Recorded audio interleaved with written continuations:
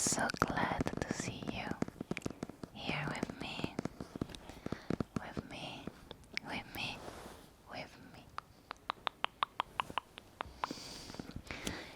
Today I want to read something for you. Do you know this book? 50 Shades of Grey. So, even if you know it, or you don't know it, let's read something about this book, this book, this book, this book, this book. Let's see if there will be some very difficult words to pronounce. And in that case, I'm sorry. Maybe I will make some mistakes.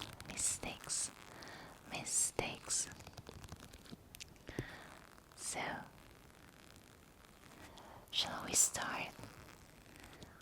Are you comfortable? Very well, very well. So let's start. I would say to start from the first chapter.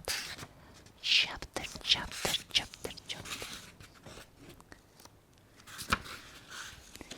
I just need to find the right page. Chapter 1.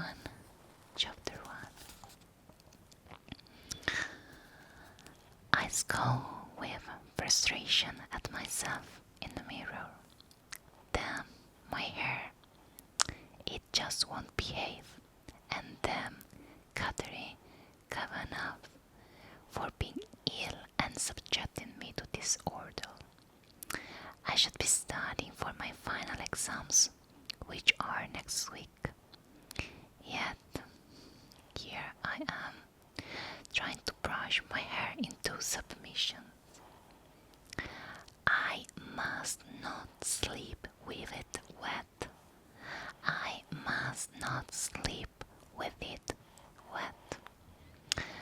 Reciting this mantra several times, I attempt once more to bring it under control with the brush. I roll my eyes in exasperation and gaze at the pale, brown-haired girl with blue eyes too big for her face staring back at me, and give up. My only option is to restrain my wayward hair in a ponytail and hope that I look semi-presentable.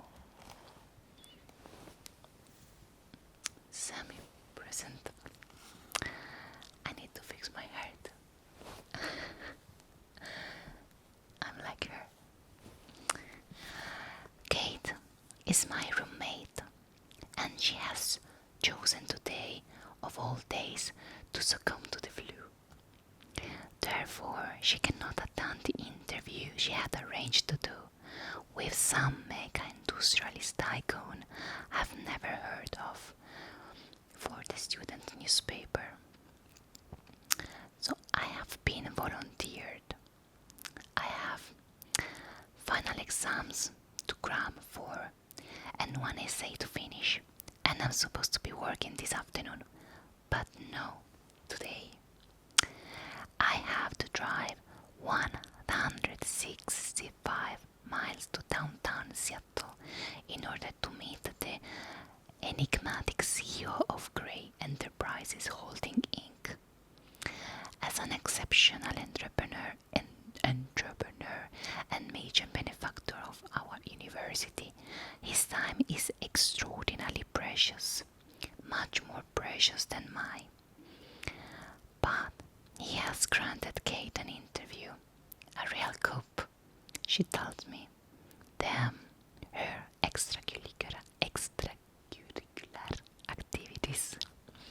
Extracurricular.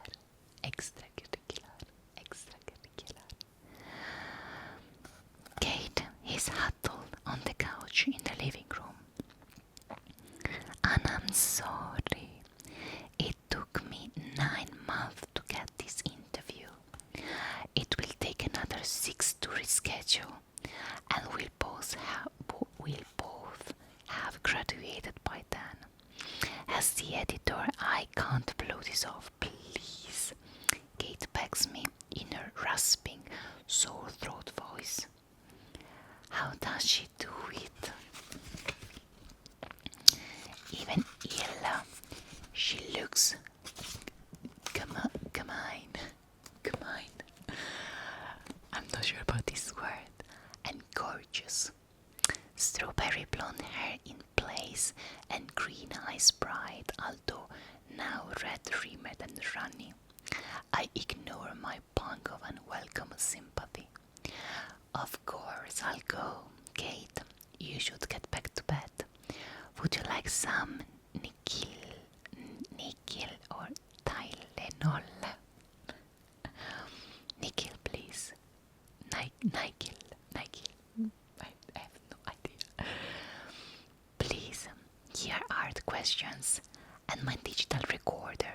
Just press record here, make notes. I'll transcribe it all.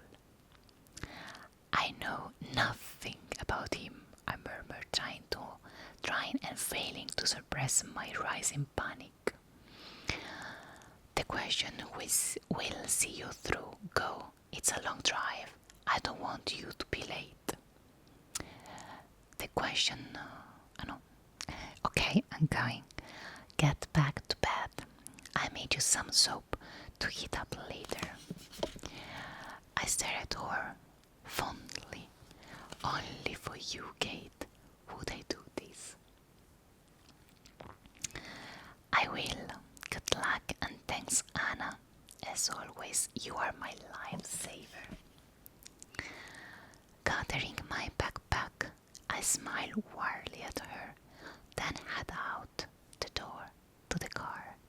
I cannot believe I have let Kate talk me into this. But then Kate can talk anyone into anything. She'll make an exceptional journalist.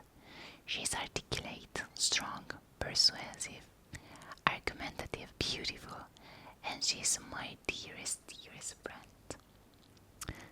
The roads are clear as I set off from Vancouver, Washington towards Interstate 5. It's early and I don't have to be in Seattle until 2 this afternoon. Fortunately, Kate has lent me her sporty Mercedes CLK. I'm not sure one that my old VW Beetle would make the journey in time. Oh, the marriage is a fun drive, and the miles slip away as I hit the pedal to the metal. My destination is the headquarters of Mr. Gray Global Enterprise. It's a huge 20-story office building, all curved glass and steel, an architect's utilitarian fantasy. Whipped grey house written directly in steel over the glass front doors. It's a quarter to 2 when I arrive. Greatly relieved that I'm not late as I walk into the enormous and frankly intimidating glass, steel, and white sandstone lobby. Behind the solid sandstone desk, a very attractive, groomed blonde young woman smiled pleasantly at me. She's wearing the sharpest charcoal suit jacket and white shirt I have ever seen. She looks immaculate. I'm here to see Mr. Gray, Anastasia Steele for Catherine Kavanagh. Excuse me one moment, Miss Steele. She arches her eyebrow and I stand self-consciously before her. I'm begging to wish I'd borrow one of Kate's formal blazer rather than wear my navy blue jacket. I have made an effort and wore my one and only skirt, my sensible brown knee-length boot, and a blue sweater. For me this is smart. I tuck one of the escaped tendrils of my hair behind my ear, and I pretend she's not intimidating me.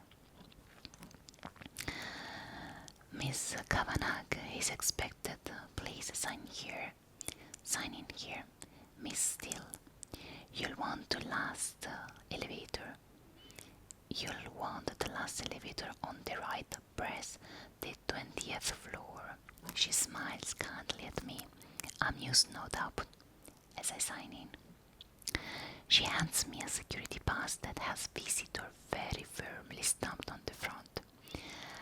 I can't help my smirk. Surely it's obvious that I'm just visiting. I don't fit in here at all. Nothing changes.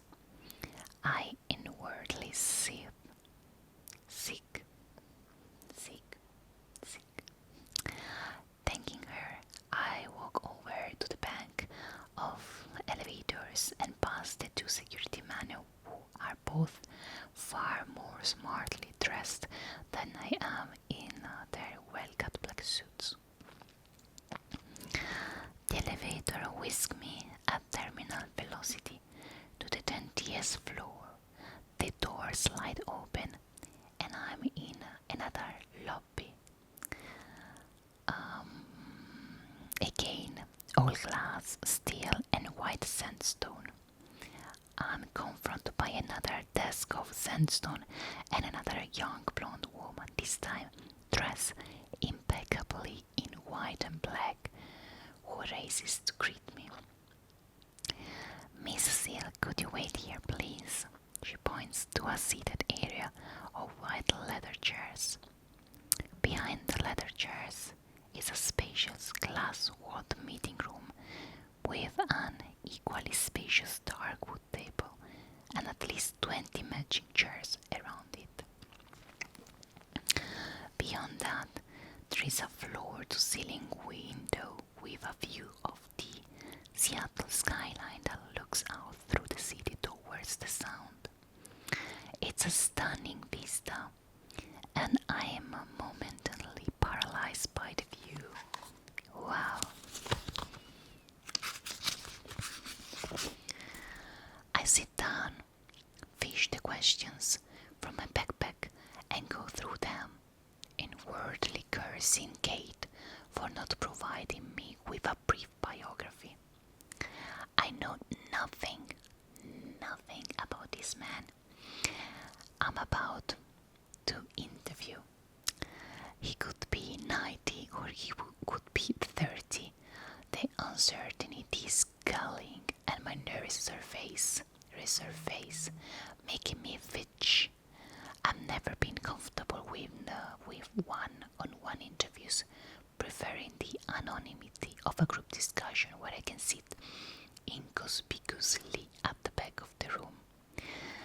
To be honest, I prefer my own company, reading a classic British novel, curled up in a chair in the campus library, not sitting twitching nervously in a colossal glass and stone edifice.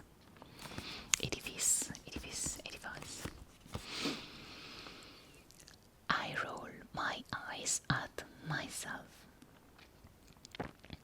Get a grip, still, judging from the building, which is too clinical and modern.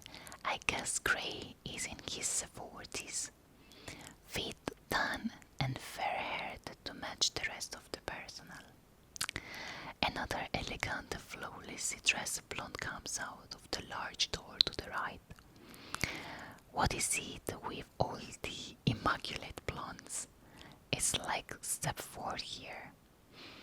Taking a deep breath, I stand up. Miss Steele, the latest blonde, asks. Yes, I croak and clear my throat. Yes. There, that sounded more confident. Mr. Gray will see you in a moment. May I take your jacket? Oh, please. I struggle out of the jacket. Have you been offered any refreshment? No. Oh dear. Is blonde number 1 in trouble?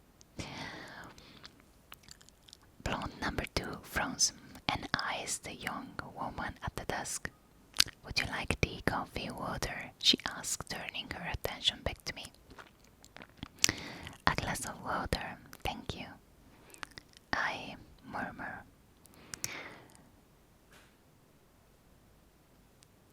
Olivia, please fetch me still a glass of water. Her voice is stern. Olivia scoots up and scurries to the door on the other side of the foyer. My apologies, Miss Steele. Olivia is our new intern. Please be seated, Mr. Gray will be another 5 minutes. Olivia returns with a glass of ice water. Here you go, Mrs. Steele. Thank you. Blonde number 2 marches over to the large desk, her heels clicking and echoing on the sandstone floor. She sits down and they both continue their work. Perhaps Mr. Gray insists on all his employees being blonde. I'm wondering, Italy, if that's legal. When the office door opens and a tall, elegantly dressed, attractive African-American man with short dreads exit, I have definitely worn the wrong clothes. He turns and says through the door, "Go off this week, Gray?" I don't hear the reply. He turns, sees me and smiles, his dark eyes crinkling at the corners. Olivia's jumped up and called the elevator. She seems to excel at jumping from her seat. She's more nervous than me. Good afternoon, ladies, he says as he departs through the sliding door. Mr. Gray will see you now, Mrs. Steele. Do go through. Blonde number 2 says. I stand around a tree rather shakily, trying to suppress my nerves. Gathering up my backpack, I abandon my glass of water and make my way to the partially open door. You don't need to knock, just go in. She smiles kindly. I push open the door and stumble through, tripping over my own feet and falling headfirst into the office. Double grab, me and my 2 left feet. I am on my hands and knees in the doorway to Mr. Gray's office, and gentle hands are around me, helping me to stand. I'm so embarrassed at my clumsiness. I have to steel myself to glance up. Holy cow, he's so young. Miss Kavanagh, he extends a long-fingered hand to me. Once I'm upright. I'm Christian Grey. Are you alright? Would you like to see it? So young and attractive, very attractive. He is tall, dressed in a fine grey suit, white shirt and black tie, with unruly dark copper-color hair and intense bright grey eyes that regard me shrewdly. It takes a moment for me to find my voice.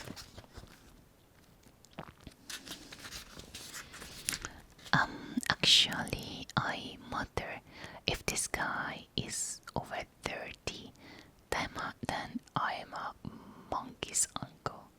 In a daze, I place my hand in his and we shake. As our fingers touch, I feel an odd, exhilarating shiver run through me. I withdraw my hand as hastily, embarrassed. Must be static. I blink rapidly, my eyelids matching my heart rate. Miss Kavanagh is indisposed, so she sent me. I hope you don't mind, Mr. Gray. And you are. His voice is warm, possibly amused, but it's difficult to tell from his impassive expression. He looks mildly interested, but above all polite. Anastasia still. I'm studying English literature with Kate and Catherine, Miss Kavanagh at the WSU Vancouver. I see, he says simply. I think I see the ghost of a smile in his expression, but I'm not sure. Would you like to see it? He waves me towards an L-shaped white leather couch. His office is way too big for just one man. In front of the floor-to-ceiling windows there is a modern dark wood desk that six people could comfortably eat around. It matches the coffee table by the couch. Everything else is white, ceiling, floors and walls, except for the wall by the door, where a mosaic of small paintings hang. 36 of them are arranged in a square. They are exquisite, a series of mundane and forgotten objects painted in such precise detail they look like photographs. Displayed together, they are breathtaking. A local artist, wrote on, says Gray, when he catches my gaze. They are lovely, raising the ordinary to extraordinary. I murmur, distracted both by him and the painting. He cocks his head to one side and regards me intently. I couldn't agree more, Miss Steele, he replies, his voice soft, and for a more inexplicable reason I found myself blushing. Apart from the painting, and the rest of the office is cold, clean and clinical. I wonder if it reflects the personality of the Adonis who sinks gratefully into one of the white leather chairs opposite me. I shake my head, disturbed at the direction of my thoughts, and retrieve Kate's question from my backpack. Next, I set up the digital recorder and have all fingers and thumbs, dropping it twice on the coffee table in front of me. Mr. Gray says nothing, waiting patiently, I hope, as I become increasingly embarrassed and flustered. When I pluck up the courage to look at him, he's watching me, one hand relaxed in his lap and the other cupping his chin and trailing his long index finger across his lips. I think he's trying to suppress a smile. Sorry, I shudder. I'm not used to this. Take all the time you need, Miss Steele, he says. Do you mind if I record? You answers. After you have taken so much trouble to set up the recorder, you ask me now. I blush. He's teasing me. I hope. I blink at him, unsure what to say, and I think he takes pity on me because he relents. No, I don't mind. Did Miss Kavanagh explain what the interview was for? Yes, to appear in the graduation issue of the student newspaper, as I shall be conferring the degrees at this year's graduation ceremony. Oh, this is new to me, and I'm temporarily preoccupied by the thoughts that someone not much older than me, okay, maybe 6 years or so, and okay, mega successful, but still, is going to present me with my degree. I frown, dragging my wayward attention back to the task at hand. Good. I swallow nervously. I have some question, Mr. Gray. I smooth a stray lock of the hair behind my ear. I thought you might, he said, that pen. He's laughing at me. My cheek hits at the realization, and I sit up and square my shoulders in an attempt to look taller and more intimidating. You are very young to have amassed such an empire. To what you own your success, I glance up at him. His smile is rueful, but he looks vaguely disappointed.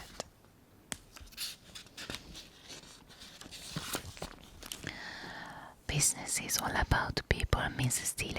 I am very good at judging people. I know how they tick, what makes them flourish, what doesn't, what inspires them, and how to incentivize them.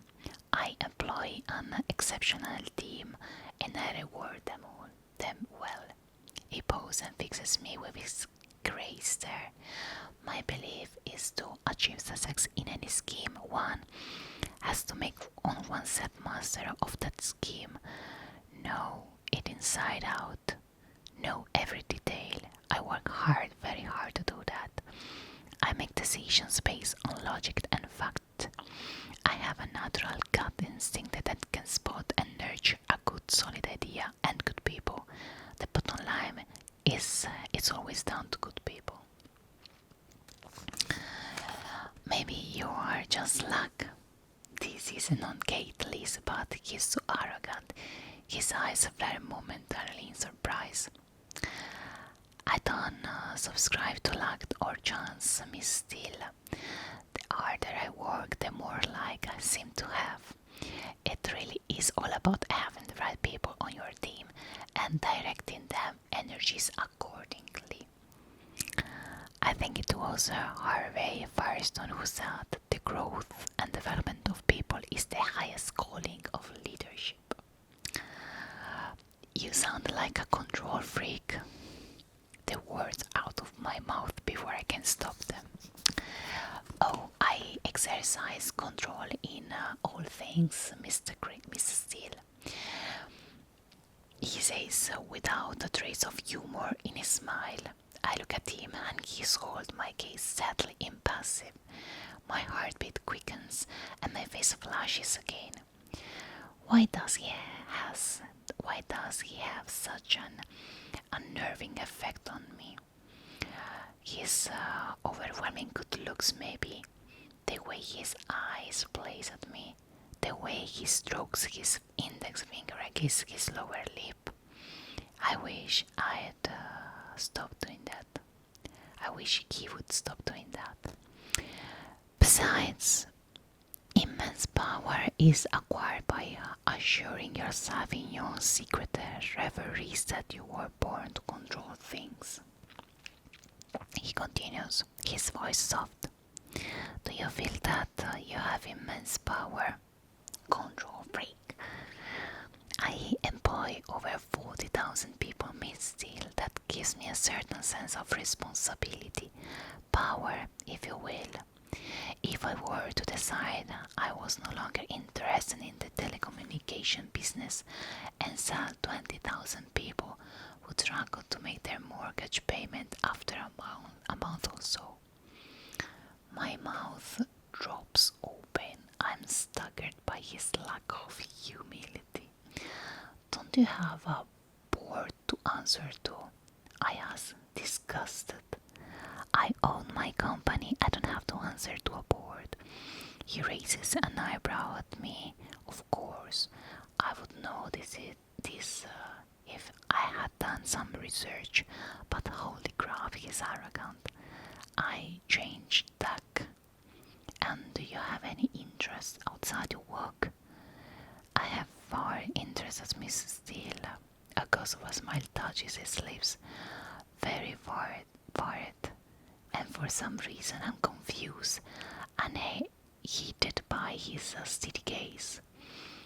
His eyes are alight with some wicked thoughts.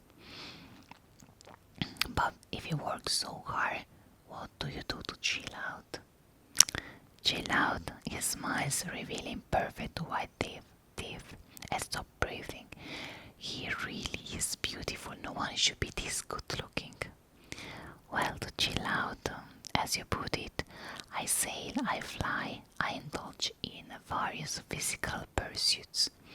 He shifts his chair. I'm a very wealthy man, Miss Steele, and I have expensive and absorbing hobbies. I glance quickly at Kate's question. wanted to get off this subject. You invest in manufacturing. Why specifically, I ask? Why does it make me so uncomfortable? I like to build things. I like to know how things work, what makes a thing tick, how to construct and deconstruct. And I have a love of ships. What can I say? That sounds like your heart talking rather than logic and facts. His mouth quirks up and he stares apprehensively at me. Possibly, though there are people who would say I don't have a heart. Why would they say that? Because they know me well. His lip curls in a wry smile. Would your friends say you are easy to get to know? And I regret the question as soon as I say it. It's not on Kate's list. I'm a very private person, Miss Steele. I go a long way to protect my privacy. I don't often give interviews. Why did you agree to do this one? Because I'm a benefactor of the university, and for all intents and purposes, I couldn't get a Miss Kavanagh off my back. She badgered and badgered my PR people, and I admire that kind of tenacity. I know how tenacious Kate can be. That's why I'm sitting here screaming uncomfortably under his penetrating gaze when I should be studying for my exams. You also invest in farming technologies. Why are you interested in that area? We can't eat money, Miss Steele, and there are too many people on this planet who don't have enough to eat. That sounds very philanthropic.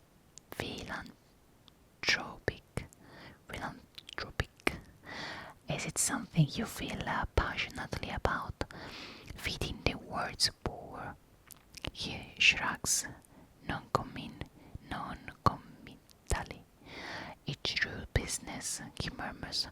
Thought I think he's been disingenuous. It doesn't make sense feeding the world's poor. I can see the financial benefits of this, all in the virtue of the idea. I glance at the next question, confused by his attitude. Do you have a philosophy? If so, what is it? I don't have a philosophy as such, maybe a guiding principle. Carnegie, a man who acquires the ability to take full possession of his own mind, may take possession of anything else to which he is justly entitled. I'm very singular driven. I like control of myself and those around me. So you want to possess things? You are a control freak. I want to deserve to possess them, but yes, bottom line, I do. You sound like the ultimate consumer. I am. He smiles, but the smile doesn't touch his eyes. Again, this is at odds with someone who wants to feed the world, so I can't help thinking that we are talking about something else, but I'm mystified as to what it is. I swallow hard. The temperature in the room is rising, or maybe it's just me. I just want this interview to be over. Surely, Kate has enough material now. I glance at the next question. You were adopted. How much do you think that's shaped the way you are? Oh, this is personal. I stare at him, hoping he's not offended. His brow furrows. I have no way of knowing. My interest is piqued. How old were you when you were adopted? That's a matter of public record, Miss Steele. His tone is stern. Grub. Yes, of course. If I known I was doing this interview, I would have done some research. Flustered, I move on quickly. You have had to sacrifice family life for your work. That's not a question. He stares. Sorry, I scream. He has made me feel like an errant child, a Anastasia again. Have you had to sacrifice family life for your work? I have a family. I have a brother and a sister and two loving parents. I'm not interested in extending my family beyond that. Are you gay, Miss Gray? He inhales sharply and I cringe mortified. Crap! Why didn't I employ some kind of filter before I read this straight out? How can I tell him I'm just reading the question? Damn Caden, her curiosity. No, Anastasia, I'm not. He raises his eyebrow, a cool gleam in his eyes. He doesn't look pleased. I apologize, it's just didn't hear. It's the first time he said my name. My heartbeat has accelerated and my cheeks are heating up again. Nervously, I tug my loosened hair behind my ear. He cocks his head to one side. These aren't your own questions. The blood drains from my head. No, Kate, Miss Kavanagh. She compiled questions. Are you colleagues on the student paper? Oh no, I have nothing to do with the student paper. It's her extracurricular activity, not mine.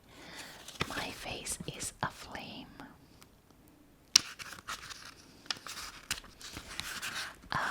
No, she's my roommate. He rubs his chin in quiet deliberation, his grey eyes appraising me. Did you volunteer to do this interview? He asked, his voice deadly quiet. Hang on, who's supposed to be interviewing whom? His eyes burning to me and I'm compelled to answer with the truth. I was drafted. She's not well. My voice is weak and apologetic. That explains a great deal. There is a knock at the door and blonde number 2 enters.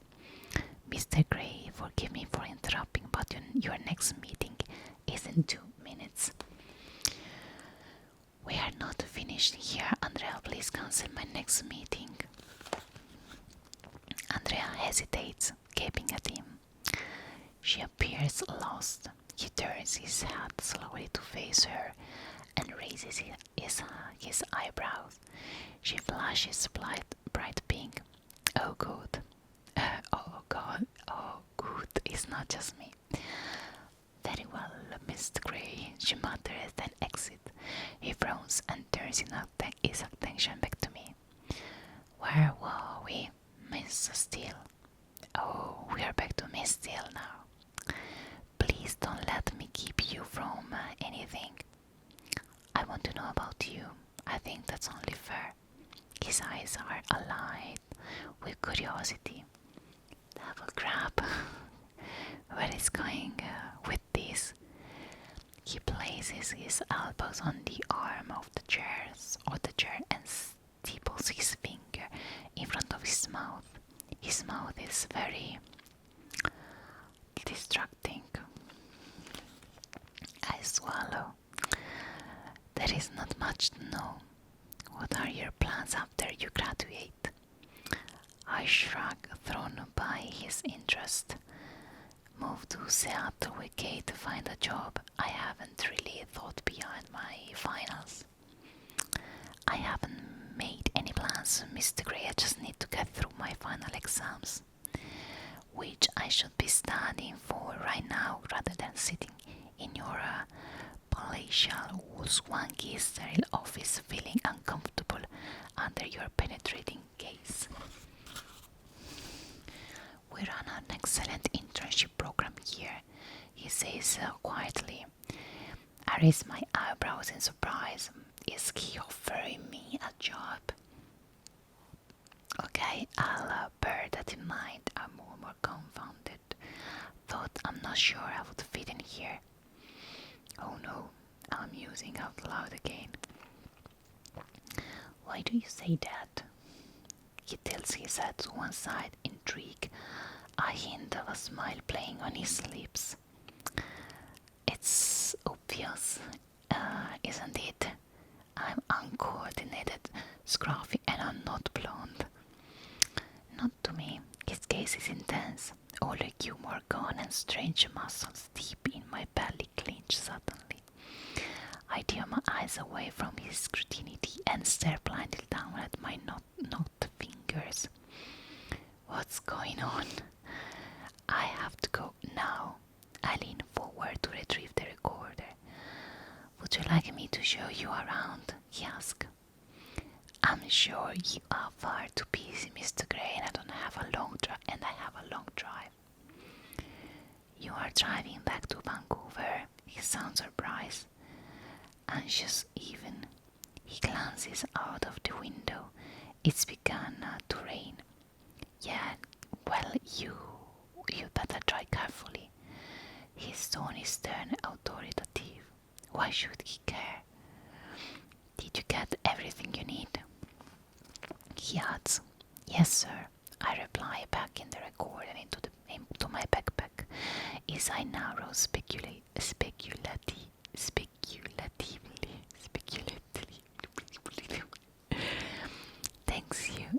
Thank you for the interview, Mr. Gray.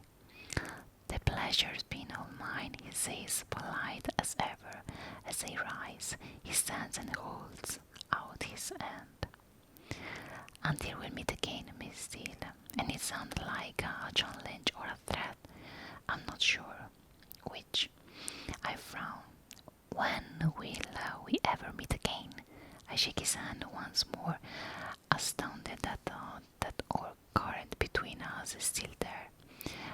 It must be my nerves.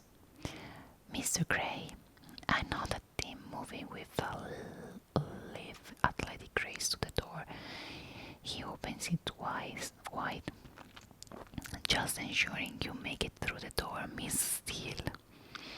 He gives me a small smile. Obviously, he's referring to the earlier, less than elegant entry into his office. I blush. That's very considerate, Miss Gray. I snap, and his smile widens. I'm glad you find me entertaining. I glower inwardly, walk into the foyer. I'm surprised when he follows me out. Andrea and Olivia both look up, equally surprised. Did you have a coat? Gray asks. A jacket. Olivia lifts up and retrieves my jacket, which Gray takes from her before she can hand it to me. He holds it up, and feeling ridiculously self-conscious, I shrug it on. Gray places his hand for a moment on my shoulders. I gasp at the contact. If he notices my reaction, he gives nothing away. His long index finger presses the button somewhere in the elevator, and we stand waiting awkwardly on my part, coolly self-possessed on his. The doors open and I hurry in, desperate to escape. I really need to get out of here. When I turn to look at him, he is gazing at me and leaning against the doorway beside the elevator with one hand on the wall. He really is very, very good looking. It's unnerving. Anastasia, he says as a farewell. Christian, I reply, and mercifully the doors close. And here we finish